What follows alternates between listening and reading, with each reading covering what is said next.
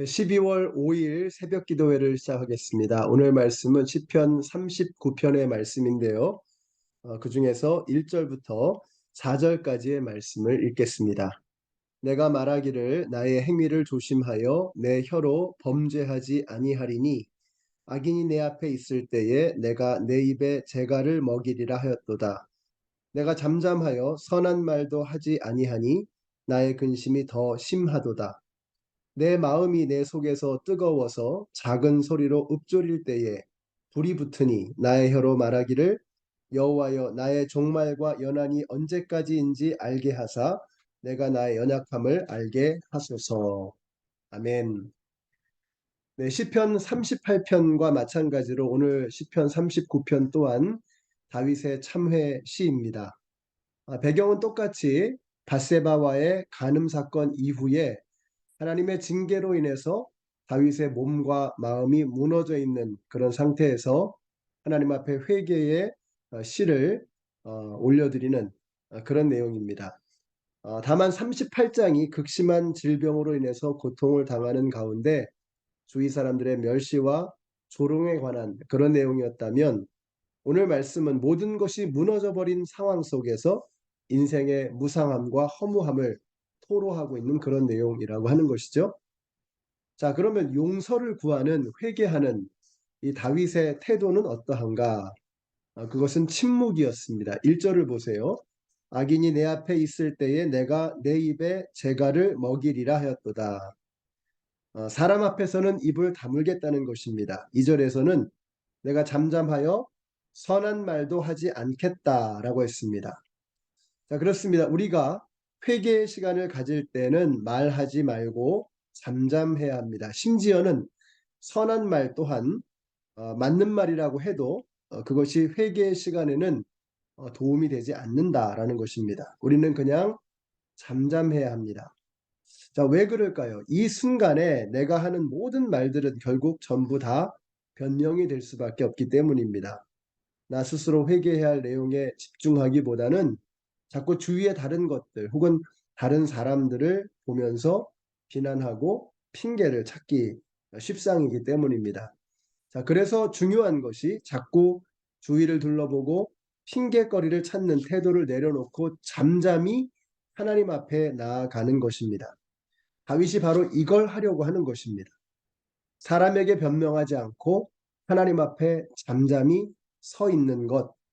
오늘 우리 성도님들이 하루를 시작하면서 그리고 이번 한 주를 시작하면서 우리가 이번 한 주를 어떻게 살아가야 할 것인가, 우리가 자꾸 주위 환경 속에서 다른 사람들에게서 어떤 핑계거리를 찾는 것이 아니라 내가 잘못한 것이 있으면 하나님 앞에 잠잠히 서 있는 회개의 시간을 가지시는 우리 성도님들이 되시기를 바랍니다. 자, 다윗은 심지어는 선한 말조차, 맞는 말조차도 하지 않겠다라고 말하고 있습니다. 이게 무슨 뜻일까요? 다윗도 억울한 게 많다는 그런 뜻입니다. 하고 싶은 말이 많다는 거예요. 그러나 그런 말조차도 하지 않겠다는 겁니다. 아무리 잘못을 했어도 할 말은 있는 거잖아요. 거기다가 다윗을 공격하는 사람들은 뭘 잘 알지도 못하면서 과도하게 사람을 매도하고 매장시키려고 하는 그런 의도가 있었을 것입니다. 그러니까 다윗도 부당함을 느끼는 것입니다. 그러나 그 억울함을 다 풀어보려고 하다 보면 말이 많아지게 되고, 말이 많아지다 보면 맞지 않는 말도 하게 되는 것입니다. 자, 그러면 허물을 벗으려다가 더 큰 허물을 뒤집어 쓰게 되는 꼴이 되는 것입니다. 여러분, 욥기를 보시면 욥기가 참 길잖아요. 근데 욥기가 길어진 이유가 바로 여기에 있습니다. 욥이 억울한 게 많은 겁니다. 그러나 여러분, 욥의 억울함을 풀어주었던 것은 욥의 긴 말들이 아닙니다. 욥의 긴 말들이 친구들을 설득했던 것이 아니에요. 갑자기 하나님께서 나타나셔서 하나님의 말씀으로 하나님의 음성을 들려주셔서 모든 상황을 정리해 버리시는 것입니다. 여러분, 우리 사람의 말은 결국 말잔치가 되어질 수밖에 없어요. 그러나 하나님의 말씀은 모든 것을 판정하시는, 공정하신, 정의로우신 하나님의 말씀이라고 하는 것입니다. 그래서 우리가 여기서 배워야 합니다. 자, 근데 문제는 이게 참 쉽지가 않다는 것입니다. 왜냐하면 억울하잖아요. 우리가 억울한 그런 마음을 가질 때가 참 많죠. 그러나 이게 크게 사실 도움이 되지 않습니다. 이 사람이라고 하는 것이 확증 편향을 가지고 있잖아요. 우리 듣고 싶은 말만 듣습니다. 이미 자기 판단이 서 있는 상태에서 듣고 싶은 말만 듣게 되는 거죠. 그래서 사람의 말로 인해서 잘 설득이 되지 않습니다. 그래서 우리가 가져야 되는 태도가 뭐냐면 누군가 말을 할 때 그것을 편견 없이 들어주려고, 객관적으로 들어주려고 노력하는 그런 자세가 필요하죠. 그리고 우리가 말을 할 때도 마찬가지입니다. 팩트에 근거해서 정확하게 말하는 것이 중요합니다. 자꾸 말을 얹지 말고 말을 보태지 말고 있는 그대로 팩트 그대로를 전달하려고 노력하는 그런 자세가 필요합니다. 그리고 나머지는 하나님께 맡겨드리는 거죠. 우리가 말은 정확하게 해야 됩니다. 왜냐하면 그렇지 않으면 오해하고 그 오해가 쌓여서 더 깊은 감정의 골을 만들어내기 때문에 그렇습니다. 그래서 오해가 쌓이지 않도록 선명하고 투명한 커뮤니케이션이 필요합니다. 자, 그러나 말이 길 필요는 없습니다. 말이 길어지다 보면 감정을 다치게 만들고 또 자기 자신을 과장되게 또 디펜시브하게 자기를 보호하려고 하고 이러다 보면 공정함을 잃어버리게 되는 것이죠.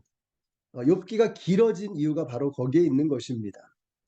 자, 그래서 우리는 자꾸 이렇게 말을 길게 하지 말고 정확한 팩트를 말하고 나머지는 하나님께 맡기는 그런 태도를 가져야 할 것입니다.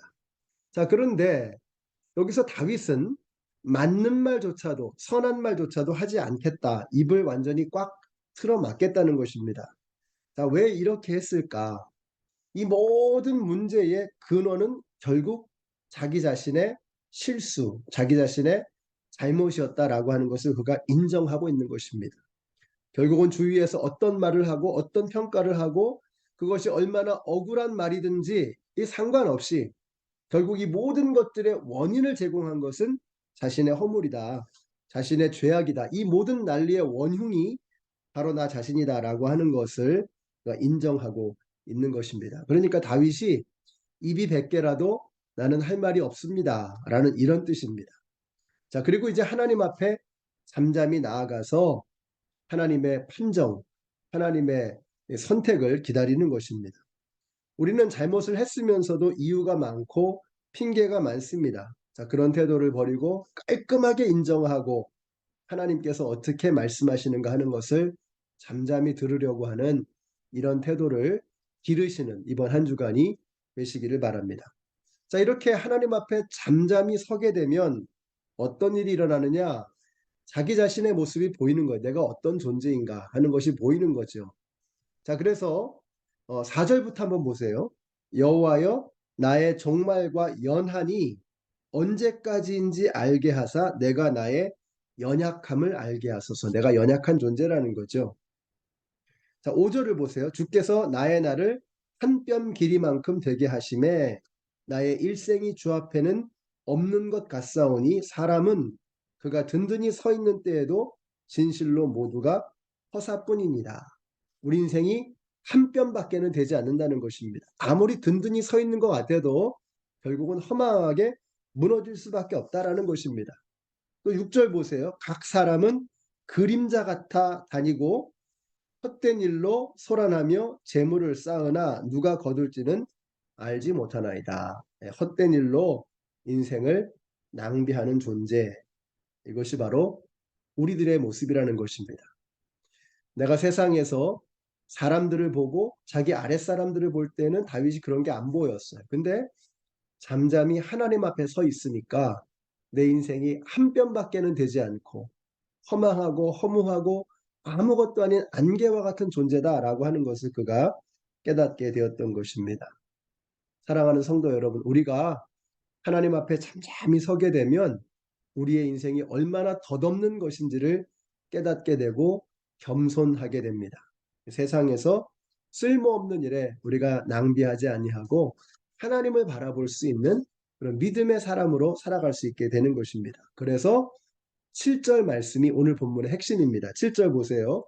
주여 이제 내가 무엇을 바라리요? 나의 소망은 주께 있나이다. 다윗이 모든 것들을 거치면서 하나님 앞에 잠잠히 서면서 결국 깨닫는 것이 이 한 가지입니다. 주여, 이제 내가 무엇을 바라리요? 나의 소망은 주께 있습니다. 사랑하는 성도 여러분, 오늘 우리가 우리의 소망을 어디에 두어야 하겠습니까? 이번 한 주 우리가 어떤 모습으로 살아가야 할까요? 우리가 자꾸 주위 사람들에게서 핑곗거리를 찾을 것이 아니라 주위 환경 속에서 내 삶의 실패의 원인을 찾으려고 할 것이 아니라 우리가 잠잠히 하나님 앞에 서서 다른 핑계를 더 이상 찾지 말고 잠잠히 하나님 앞에 서서 내가 죄인이고 내가 연약한 존재이고 내가 부족한 사람이다라고 하는 것을 스스로 인정하고 깨닫고 우리의 소망을 오직 하나님에게 둘 수 있는 이번 한 주간의 삶이 되시기를 우리 예수님의 이름으로 축원합니다. 기도하겠습니다. 하나님 감사합니다. 오늘 저희들에게 주신 시편 39편의 말씀을 통해서 우리가 얼마나 안개와 같이 허망하고 우리의 날이 한 뼘의 길이밖에 되지 않는다는 것을 깨닫게 하여 주셔서 참 감사합니다. 더 이상 허망한 것을 쫓는 것이 아니라 영원하신 하나님 한 분만을 우리의 소망으로 두고 살아갈 수 있는 이번 한 주간이 되게 하여 주시옵소서. 예수님의 이름으로 기도드렸습니다. 아멘.